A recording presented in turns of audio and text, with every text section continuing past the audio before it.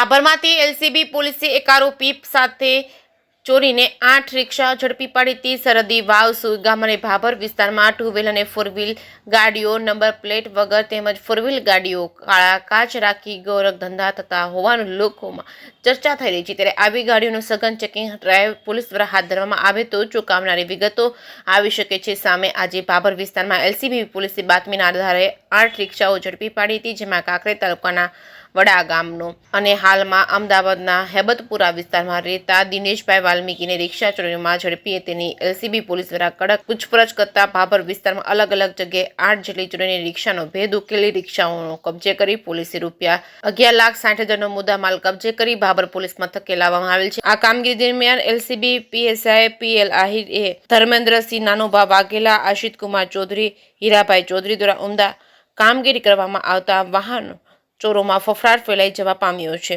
જે કેસની ગુજરાતી સાથે કિરણ ઠાકોર, ભાભર।